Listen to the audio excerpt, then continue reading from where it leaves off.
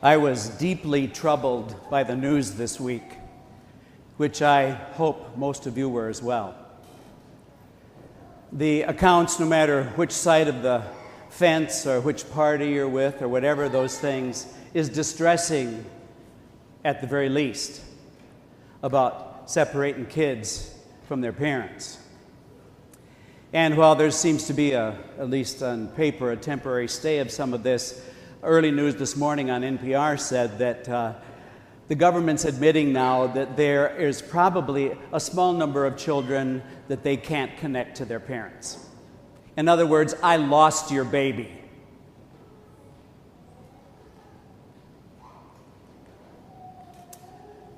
We as Christian people have got to wrestle with this.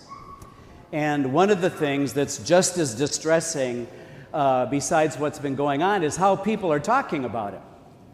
Early in the week, I put on my Facebook page, I'm not on there a lot, but I posted a great interview by a Jesuit priest who was talking about what this situation was about. And I was amazed at the violent responses between people on my Facebook page. In fact, I had a 90-year-old man in El Cater say to me last night, Father, I was kind of watching that stuff on your Facebook page, and I started to put some things on there, and he said, you just can't reason with these people. Of course not, because this is faith that's going to do this, not reason. What we have been degenerating into doing with attacking people and drawing up against political parties or administrations or whatever it is not going to help. This is a very complex problem.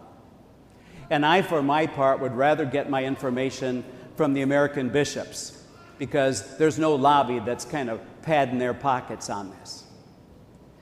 The American bishops have been writing on this issue about immigration and all the attentive kinds of issues with it since the early 2000s.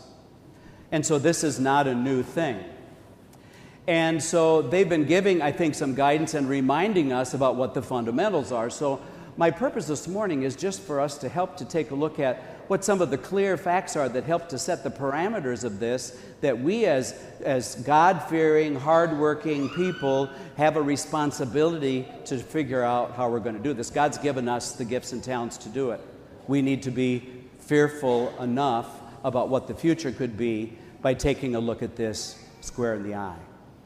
So one of the things is the category. So one is the category of asylum, one is illegal immigration, one is legal immigration. What's happening right now is that they're all kind of getting lumped together, and the faucet's kind of closing on all of them. And we need to look at our history. Our history tells us that since the beginning of this country, asylum has always been something that we have been open to. People who are fleeing for their lives. And so an example of that is what's going on in Mexico. Now, according to my count, which is not the most accurate, there have been at least 8 priests murdered in Mexico this year, several of them behind the altar. Okay, something is wrong. Even if they were Methodists or Presbyterians or Unitarians, that should bother us. But there have been priests who have been killed, okay? And we know that the drug cartels are the ones who are really calling the shots here, okay? So it's a very dangerous situation, that people are fleeing from. Another issue is the whole thing about looking at what immigration is about. Now, in the bulletin, when you leave today, I have a little insert for you to look at. And it's kind of in cartoon form, but it shows you the current process in the United States about how you need to become a citizen here. And I want you to take a good look at that. Put your biases aside, say some prayers or crack a beer, which is ever more helpful to you, and sit down and read through this and follow the process. It is broken. In fact, last night after Mass in El Cater, there was a family sitting here, and I didn't recognize them, and a woman shaking her head and stuff. She came up to me afterwards, and she said, Father, she said, I'm from England. It took me 10 years to get into this country. We're married, and we have kids. It took us 10 years. There's no prohibition. 10 years to get into the country. So we have to take a look at what does that mean for us. Now, one of the things that I think helps is to bring it home and give concrete, specific examples. Some of you may have met in the past Father Jose Luis Camperan. He was a priest in the Archdiocese of Dubuque, little fellow from Mexico, littler than me. Okay? When he was growing up in Mexico, his family was really impoverished. And so they were going through the process of coming to our country legally. So what that meant was Dad needed to take at least 3 days off work, many times 4. So first of all, because they didn't have money in the first place, they had to figure out how they're going to save up money that they could afford 3 or 4 days off work. Then on top of that, they needed to make sure that they had enough money to spend 2 to 3 nights in a hotel, because they had to have some place to stay when they came into Brownsville, Texas. Okay? And so they would make that trip with their family. They would come, and not to count food and any other travel expenses, and they would come, and they did it 3 times. And 3 times they were denied because of a technicality, or that we're not going to do any more applications today, or whatever it was. But 3 separate times they went through the expense, the risk of losing a job, to try to come into the country, and some fly was in the ointment. So they went back and they met with a lawyer. And they said to the lawyer, "What can we do?" Because they're always finding something. The lawyer said, "The only recourse you have is to enter the country illegally. You come, you go there and you get a job, you get enough money so that you can get yourself stabilized, and then you go through the process." And that's what they did. So Father came to our country illegally, then finally became a citizen, then became ordained for our archdiocese, and guess what? He left to go back to Brownsville, Texas, because it's so bad that he wants to go down there and be a part of the solution instead of part of the problem. The scriptures are full of examples of children. And the scriptures are always very clear about what our response to children is, regardless of what's going on with the parents. And now to hear these horrific stories today about saying that, well, they maybe don't have, because some of the kids are so, if somebody had this kid right here, right now, she couldn't say what her last name is. The kid can't know what their last name is. They didn't put a number on them. I don't know what they did for a process, but it wasn't much. So think about your kids. Through no fault of their own, you might be questionable about something that you did, but they just haul them up and ship them off someplace, anywhere from Texas to the East Coast, and not know where they are. Now, the church has been, over the years, has been very clear about what we support. For example, the church has always said that a country has a right to defend its borders. Absolutely. But that right does not trump or surpass human rights. The law does not surpass that. Human rights always come before that. And so we have to figure out how we're going to work through that kind of a process. We need to make sure that families are supported and taken care of. We had a clergy convocation this week, Monday, Tuesday, Wednesday, for the priests of the Archdiocese of Dubuque on wellness, and they had a psychologist speaking to us. That was interesting.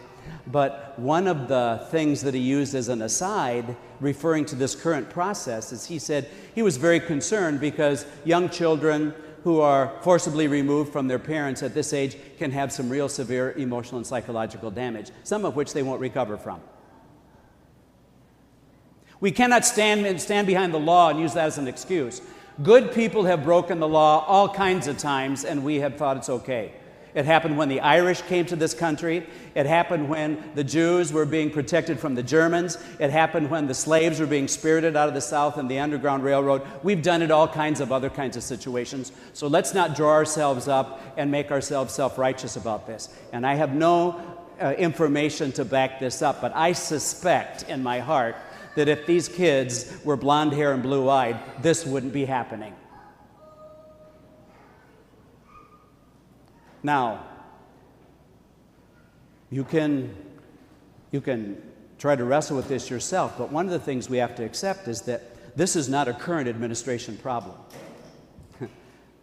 This has been going on for years. It's just coming more to the light now, but this is not one administration or another. This has been going on for a long time, and people have said all along, the system's broke, we have to fix it, but now the fires on the outside are getting worse for people, and their safety and their family integrity is being threatened. Our country was a melting pot of that in the first place. We have to wrestle with this. We have to figure out what this means for us. I really believe that Christ will have words for us on the last day. We say, well, you know, it was it was the Democrats, it was the Republicans, or it was this president or that president. Those excuses are not going to work on our day of judgment. This is a moral imperative that we have to recover in our country. And so we who are in the majority, at least for the time being, need to say, okay, how do we look at these particular situations? Putting up a wall is not going to stop the drug situation.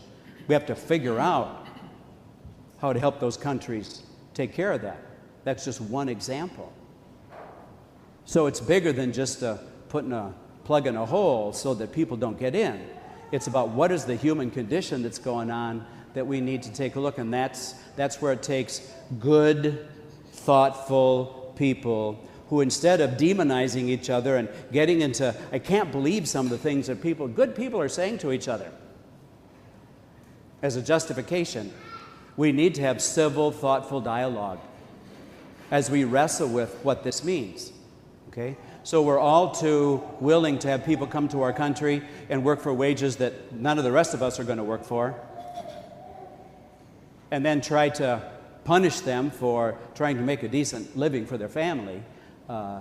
If we weren't always so worried about getting a good deal, whether it was on our tennis shoes or our clothing, and started to look at what the wages that are being paid at those places, I mean, this is systemic. I like a good deal just as well as somebody else. But if that good deal is made for somebody that's getting 36 cents an hour, then there's a moral problem there. And you say, well, we can't fix everything. We can fix something. We can fix something. Every kid God has a plan for. Every kid has rights. And I think it's easy for us sometimes to kind of slice and dice and say, well, and come up with kinds of straw arguments for letting ourselves off the hook as a nation. One nation under God that we started with. So I really ask you to spend some time educating yourself. One of the things I would suggest to you, you get on the internet and look at all kinds of other stuff that isn't worth your time from time to time. Google USCCB, United States Conference of Catholic Bishops. Read what's on there. Read what's on there. The church is on the forefront a lot of times of trying to be facilitators in these situations. So look what's on there. I posted on my Facebook page recently, one of the bishops from one of the border areas has a response on there as well. We can fix this. We must fix this. Family, your family is important to you. Your family is no more or less important than these folks who are getting split up. No more, no less. And when I was brushing my teeth this morning at 5 o'clock and heard public radio say that, well, we're really not sure we can get some of these people back together, I wanted to throw up. No easy answers, but pointing fingers, slicing and dicing, and dividing and making violent comments about each other is not going to solve this. Christ is the only one who can heal and who can help resolve this. That's why people of faith must stand up. They must stand up. Just the way we would hope that somebody would stand up for us as well. So as we continue to kind of trundle through this, I ask you to do it in the context of prayer. I ask you to do your own part. And I mean, sometimes people just get into rhetoric and it is fake news. Check stuff out instead of just kind of, we're going to be putting some things in the bullets in the next few weeks about myth and fact, just to help you to get an answer on some of these kinds of things so that we're not perpetrating things that aren't true. We ask God's blessing and God's guidance on our nation and on ourselves as we are willing to be people who will wrestle with politics and law and religion, because God calls all of us to salvation. Not race, creed, color, religion, orientation. God calls us to be one. The Nativity of John the Baptist reminds us he was the one His whole job in life was to point at Jesus when he came. Look, there's the Lamb of God. We got a lot of little lambs in our midst that are the face of God. Let's not forget them.